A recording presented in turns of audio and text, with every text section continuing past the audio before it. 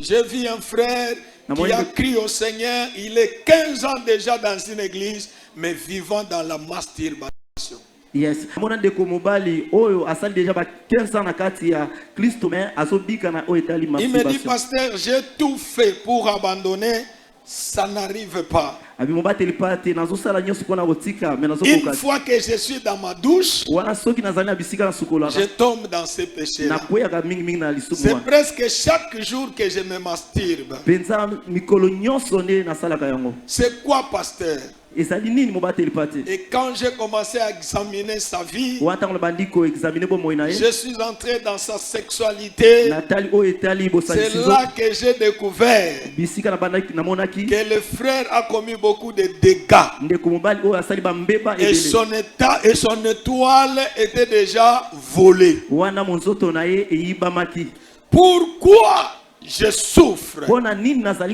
La deuxième réponse aujourd'hui, parce que ton étoile a été volée. Écoutez-moi bien aimé dans le Seigneur. Si l'ennemi a volé ton étoile, quel que soit ce que tu fais aujourd'hui, tu vas continuer à souffrir. Pourquoi je souffre?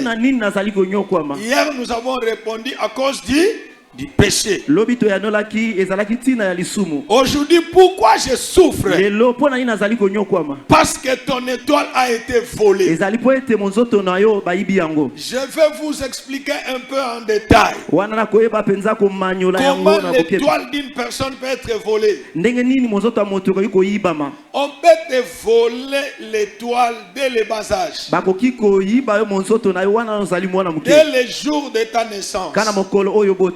Tu es ignorant, tu ne connais rien, tu viens dans ce monde, mais la personne qui t'accueille la première vole ton étoile. Alléluia. Amen. C'est pourquoi vous verrez, il y a des enfants après la naissance, il y a un trait ici. Et communément on dit on a volé la tête. Vous avez déjà vu ça? On peut voler ça. On peut voler la gorge ici. Quand elle est en train de téter, elle fait ça. Quelle que soit la quantité du manger, elle ne va pas grossir. On peut te montrer un enfant de 9 mois comme un bébé qui vient de naître à peine. Parce qu'on a déjà volé son étoile. Écoutez, Jésus dit à ses disciples, je vous envoie comme des brebis au milieu de loups. Soyez prudents. Moi que vous voyez, je suis pasteur à l'église. À la maison, je suis parent responsable. Je dois faire la sélection des gens qui visitent mes enfants. Si je vois des copains un peu bizarres, je les chasse de chez moi. Appelez-moi un faux pasteur, mais je sais ce que je suis en train de faire. Ce pasteur-là est méchant. Oui, je suis méchant à cause de celui qui veut venir voler chez moi.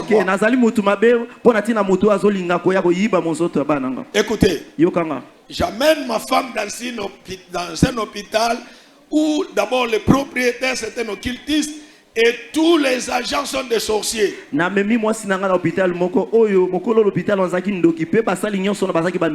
arrive là-bas, on impose qu'on doit opérer. Comme elle avait un problème de tension, elle dit ok, pas de problème. On a fait 2 heures passées là-bas en train de chercher comment l'opérer. Et moi j'étais à côté en train de prier. Pendant que je priais, j'entends la voix de l'ennemi dire arrête de prier parce que l'enfant est déjà mort. Je pose la question en esprit, qui l'a tué? Il dit les gens qui sont dans la salle d'accouchement. Si tu es parent, ou tu seras parent demain, ne permets jamais à quelqu'un de venir nommer ton enfant.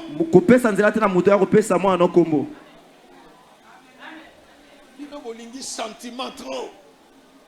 Oh, parce que c'est lui qui m'a scolarisé. Parce que c'est lui qui a fait ceci pour moi. Alors tu libères l'étoile de l'enfant comme ça. On peut seulement donner un nom à ton enfant. Et ce nom-là le livre dans le marché de ténèbres.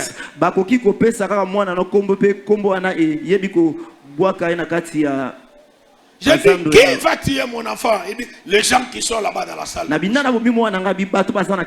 Alors je suis monté en colère dans la prière. Je ne veux pas laisser mon enfant ici. Je sais que mon enfant est vivant. Pendant que j'étais en train de prier, le Saint-Esprit me dit, regarde au couloir. J'ai vu, on montait mon enfant comme ça, la tête en bas. Il ne bougeait pas, un gros bébé, et ils se disaient eux-mêmes, il est mort, hein? Il est mort, hein? Il est mort. Et moi je suis sorti de là où j'étais. J'ai poussé la porte. Je suis entré là où on a déposé l'enfant sur table. Papa, qu'est-ce que tu viens faire ici? Moi je lui pose aussi la question. L'enfant qui est là-bas, c'est votre enfant? Maintenant tu fais quoi? Il est déjà mort. Mon enfant n'est pas mort. Laissez-moi faire quelque chose, vous verrez. Ils sont sortis. Yes. J'ai dit, vous avez bien fait. Vous m'avez donné l'autorité sur vous. Et j'ai déclaré. J'ai dit, fils, tu es le fruit de mes entrailles. Tu es le ressortissant du sang qui a l'alliance avec Dieu. Ton âme ne peut pas rester dans cet hôpital. Réveille-toi parmi les morts. Reviens ici. J'ai besoin de toi. Et pendant que j'étais en train de prier, l'enfant a éternué. Il a encore éternué. Et pendant qu'il était en train d'éternuer, il faisait sortir la saleté qu'il avait bouché les narines. Et il a ouvert les yeux. Il a commencé les mouvements vitaux. Il a commencé à pleurer. Le fameux docteur revient. C'est lui? Moi je dis oui. Yes.